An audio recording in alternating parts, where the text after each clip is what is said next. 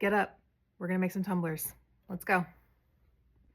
And for reference, this is my Winnie the Pooh cup. I absolutely love it. This is a white with gold underlay. We're not making this one today, but we can make this if you're interested. Drop a comment below if you are. All right, so speeding things along, we're going to start off by taking off the lid, identify your 2 screws, go ahead and unscrew those from the handle itself. And then once those screws come out, make sure you keep them somewhere safe. The handle should pop right off.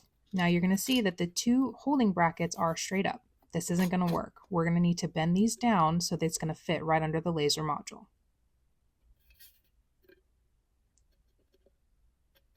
And just like that. Next up, let's get this tumbler loaded into the S1 machine. So as you see, I'm going to go ahead and throw it on my RA2 rotary. I'm going to screw that on, make it nice and snug. Take my little level, and I always put it at the end. Bring it up just over that bar. Go ahead and finish leveling the rest of the way to where your bubble is right there, smack in the middle. Take my laser, for that comes with the RA2 rotary kit.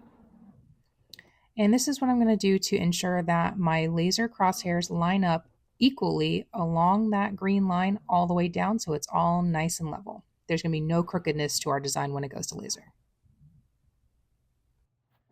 Next up, I'm going to go ahead and set the distance to halfway down the taper. This is just another view of how far down the taper you want to set that distance.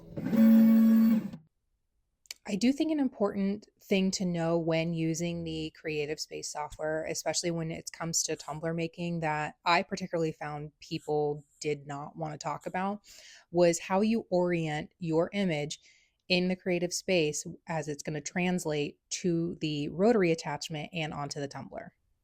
As you'll see here, I do have it oriented in this fashion where it is facing the same way as it would in my S1.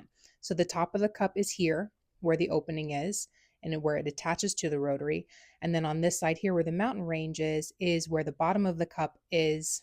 So you'll notice that the image is facing the same exact way as it should be sitting on the cup in the machine. So now that we're ready to frame the design on the tumbler, we're going to do it using the Creative Space software. So under your settings, you're going to see an option here that says framing. This is what we're going to select in order for it to frame the image on the tumbler just to ensure that our dimensions are right. So let's take a look at what this looks like. Here's our view for the framing. I am currently sending the command to frame from the software to the S1. And when you hear the beep, you're going to press the button on the front of the machine in order to begin the framing process. This is to check to ensure that your dimensions are correct. All right, so everything looks great. So we're going to be ready to laser. Here's our finished product about 2 hours later. This is again a white and onyx 40-ounce tumbler. White tumblers do tend to take more time to complete because you do need a higher power and slower speed in order to burn evenly from top to bottom. Have some more questions about how to burn? Drop a comment below.